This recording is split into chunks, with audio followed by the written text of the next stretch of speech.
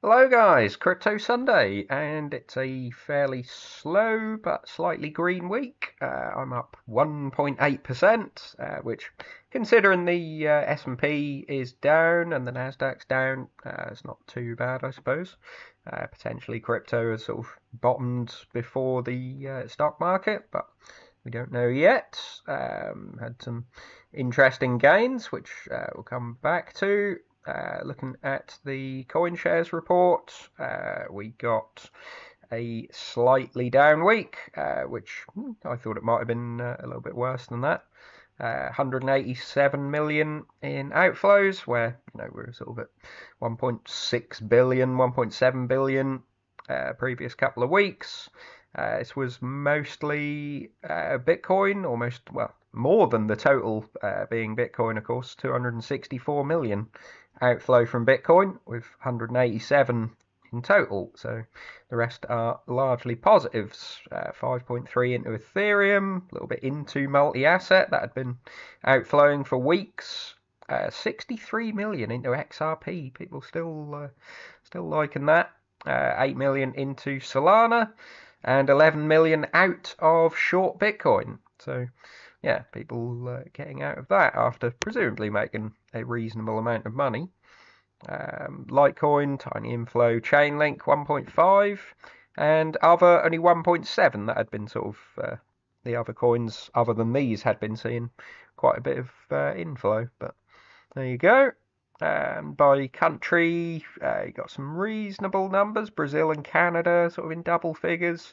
Germany at 87 million, which I can only presume is the XRP ETFs, because I still don't think there's a prominent US one, and don't know what else that would be unless it's inflows into Bitcoin, and US is more outflows.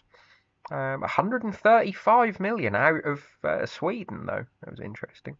Not sure what that would be, because I guess we just can't really see it sort of buried in the figures here. But yeah, certainly coming out of there. 30 million into Switzerland. There you go. And the most recent week is going to be another net outflow week. We had Monday and Tuesday a relatively small net inflow, just over 300 million between the 2 days. Monday almost entirely coming from the new grayscale, which is interesting, 130 million. I think that's biggest ever inflow I've seen into that. BlackRock sort of negative, and the rest just fairly small numbers. Tuesday was sort of fairly green across the board. And then Wednesday and Thursday we got net outflows, sort of both being larger than the previous days. So nearly 700 million between those 2 days outflow. So it's a negative week overall. Small inflow in on Friday, but yeah, a few 100 million out on Bitcoin. And Ethereum looks almost exactly the same. Two small inflow days, followed by two larger triple-digit outflow days, and then a very, very small nothing on Friday. So, yeah, basically one-to-one correlation with Bitcoin there. Solana, interestingly, had no outflows. It is obviously a newer set of ETFs, so there's less sort of people from a year or two ago wanting to sell. But yeah, you had a net zero on Monday. Maybe that's just people selling out of Grayscale and getting into Bitwise. Don't know, but exactly the same outflow and inflow there. Tuesday was, Tuesday, Thursday, and Friday were all small net inflow days, and a complete zero on Wednesday. So no negatives and 3 positive days. Pretty good, really. Looking at some of the treasury companies then, we got a fairly small buy from Sailor and Strategy, 1,142 Bitcoin, $90 million at 78,000. So that's quite a significant amount over current price, and certainly over this week's price. Not ideal. Brings their average to 76,000. I suppose their average isn't really getting adjusted all that much at these prices. It had been sort of rocketing up as they bought more. Obviously, some of the 10, 20,000 Bitcoin purchases, a month or two ago would now be in the red. That's not exactly particularly well timed, but I guess when they raise money, people expect them to deploy it straight away. It would look bad if they're sort of saying we're going to hold the cash for a little bit and time the market, but maybe wouldn't be the worst thing. We saw some small buys from some of the other companies. Smarter Web company, the little UK one, bought 15. So yeah, it's not exactly big purchases. 100 Bitcoin from this DDC Enterprise. They're sort of not too bad. They actually hold less than Smarter Web company, but they bought more. Quite a funny little advert, to be fair, for strategy. I'm not sure if how legal this is. It looks like an AI generated one from the Spinal Tap. Turn the dividend to 11. Yeah, interesting. And not a huge amount else. They're sort of very happy that their preferred shares are sort of getting back to par. And there was a little bit of an awkward interview. I noticed he's not putting it here on CNBC, I think, where they sort of asked him what would happen if Bitcoin went to $8,000, sort of presumably being, I don't know, close to 90% off. Not sure why they went with $8,000, but Saylor just said, well, we would refinance, and she said, well, from who? And he said, there would be someone. Bitcoin's a volatile asset, and there will always be someone to refinance. I think we sort of need to step back and say, right, why would Bitcoin go to $8,000 though? Yeah, just seemed a little bit odd, and I think that is still like the earliest end of next year, maybe even into 2028 until they would be forced to sell anything aside from the dividend from the preferred shares. So yeah, it seemed a little bit of a sort of just wanting a headline basically, but people sort of very unhappy with Mr. Saylor's response to that. Getting some more Masari reports. We haven't got Solana yet, or sort of any of my other coins, but I do like to keep an eye on some of the big ones. Lovely little Valentine's logo there for Masari, little softies. But BNB chain. So Binance, everyone sort of sees them as the Antichrist at the moment, sort of potentially causing the some of these large crashes. The 10th of October crash, people sort of see they had quite a big hand in that. Whether it's true, we don't really know. A lot of it's rumours, but yeah, don't think they've been whiter than white, as they say. But looking at their chain, I mean, you got to say things are looking up quite a bit. Maybe not price. It's down, but it's not all that much down. But daily transactions up 30% from last quarter. And I mean, you look at this, 4 million daily transactions, 4.9, 9.8, 13.3, and now 17.3 million. That's a lot of growth considering most other chains have been declining the last sort of couple of quarters. Daily active addresses up to 2.6 million. So addresses up 13%, but transactions up 30%. So people are more active. Total staked $21 billion. That's down, but that's affected by prices of other tokens. Similarly with DeFi TVL. But DEX volume, despite lower prices, is up nearly 14%, 2.8 billion, and stablecoin market cap is up as well. So yeah, I won't go through the whole report, but you just have to say Binance Chain is doing strong. If you have sort of the biggest exchange in the world as a sort of sister company, parent, I don't know what we'd call it, but they're certainly. People always said BNB is entirely separate from Binance, but there's clearly a link there.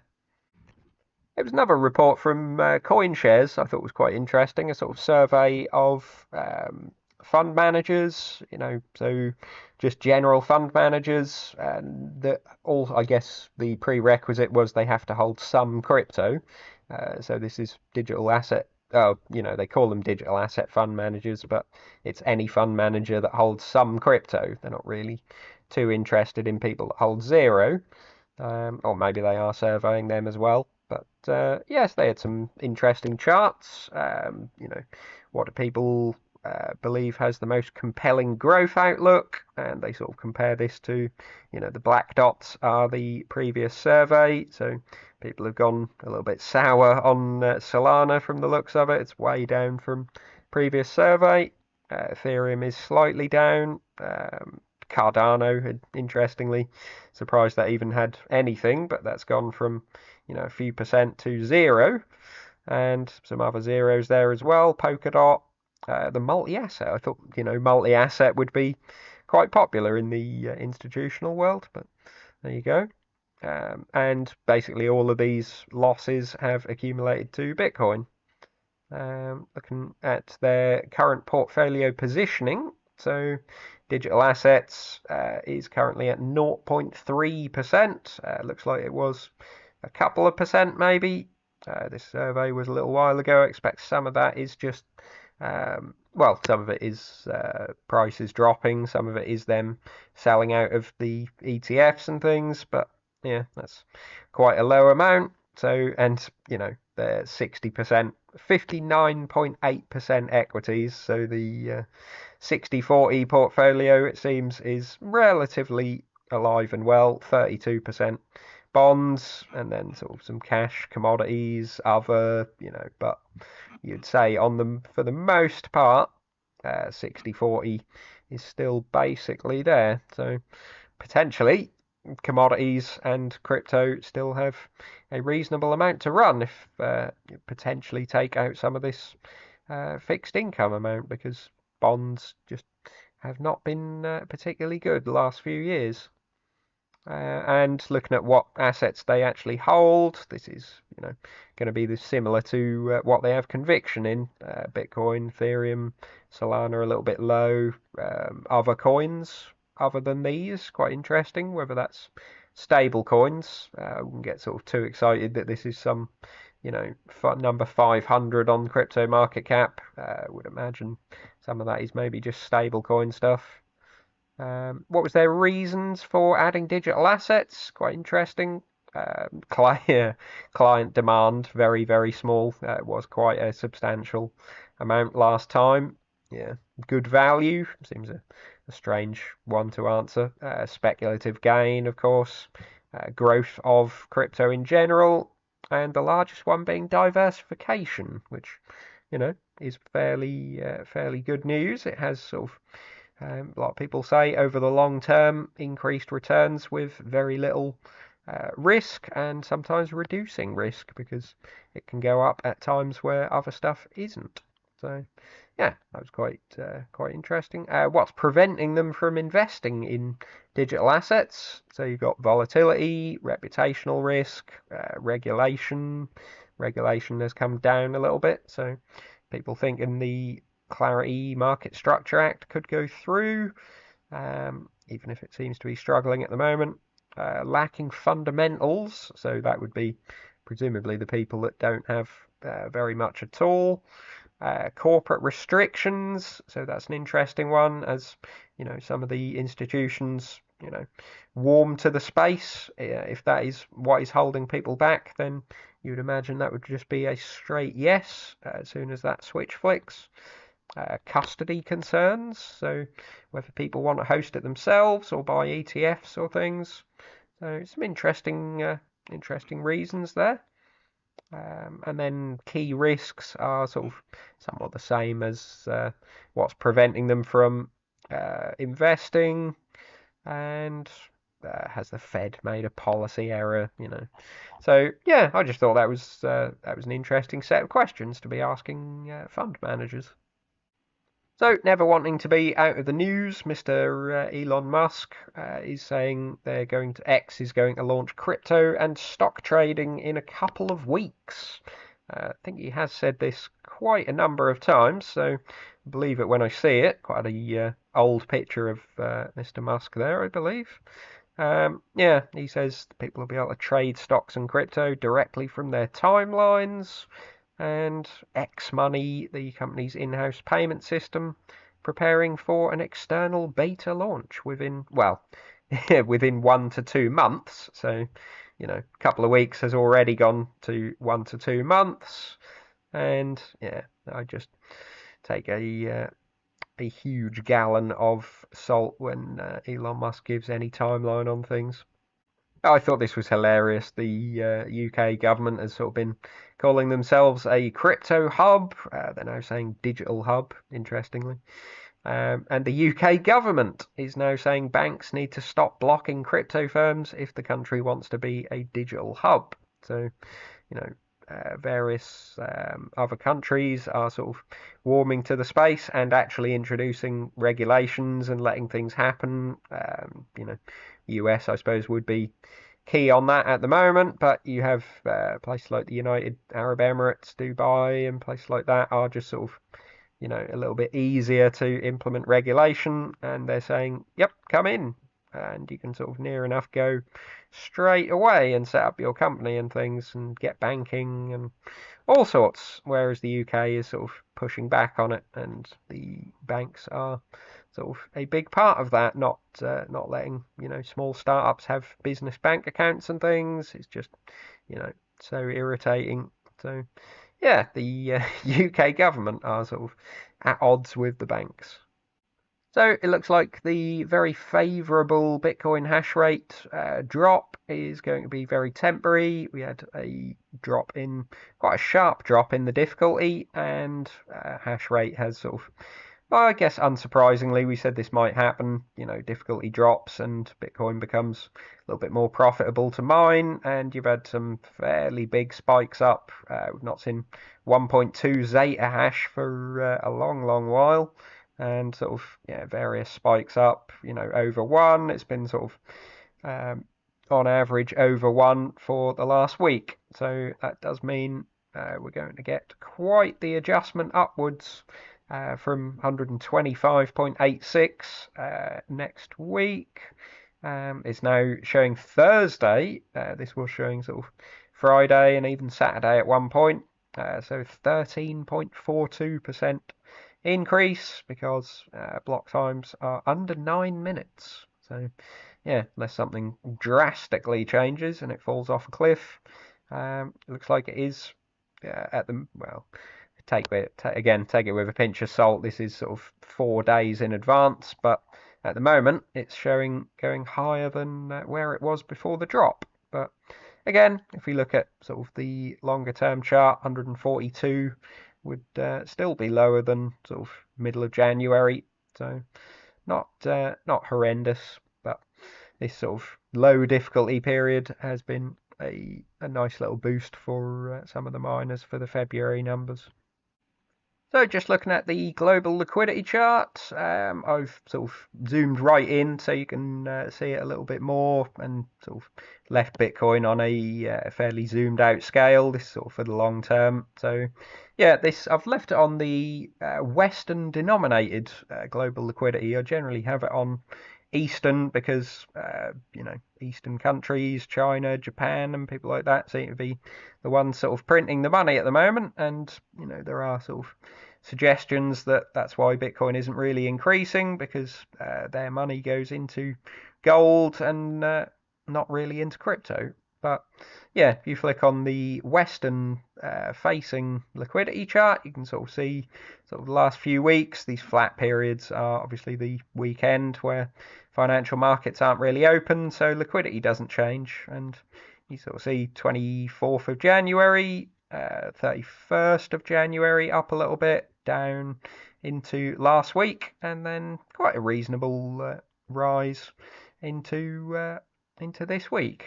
We did have a sort of spike up at the end of January, but last few weeks at least, or say from sort of mid-January, it's certainly up, which is reasonably good news. If you flick on to Eastern denominated, as I have been in, it's a little bit more just straight line up with a few sort of temporary spikes, but even the last couple of weeks have been almost entirely up only. I think this, if you look at sort of, this is Friday. This was quite a large downwards move, raising sort of the last couple of gains, and then we got the inflation report. I think sort of taken a little bit of a dollar taking a little bit of a hit on that, and ended up a very small positive. So yeah, continued you know liquidity on the eastern side with dollar weakening. And so sort of zoom out, it's not really going to change from where I last chew it. We're still in this sort of crocodile jaws, as they call it. Somewhat correlated to global liquidity right up until sort of September last year, and then yeah, we've opened up this enormous chasm, the biggest we've ever had, certainly in the last sort of 5 years or so, and we're thinking at some point this will close, but who knows? The implied price, depending on how you sort of zoom in and out of this, up to like 280,000 at the moment. Yeah, not really sure we're going to get there anytime soon, but a reasonable rise would be rather nice. So looking at coins for the week, fairly interesting mix, albeit green right across the board. 1.6% up in Bitcoin, 0.44% on Ethereum. Actually, almost the worst performer of the week. Solana up 4%, Chainlink 4.3%. Helium, I've not really seen any particular news. We sort of covered last week, I think, that their user numbers are sort of at all-time highs, but that was last week, and maybe the news has got out there or something, but I didn't see anything else to cause this. But nearly 45% up in a week, hasn't made much difference at all to the percentage returns. Still 73% down on it, but it's not 90% like all the rest. 11%, and then a few of the other Solana ecosystem coins all at sort of 11-12% or so, except Honey, which is bang flat, and 137 quid holding there. It's not really going to do anything, is it? And then yeah, admittedly, some of the tokens that I haven't held for a while, I just like to sort of leave them there to keep an eye on them. All up double figures this week, so yeah, maybe should have kept them. I think if you look on the slightly longer term, they haven't exactly panned out all that well. But there you go. Leave your thoughts in the comments below, and like and subscribe. See you soon.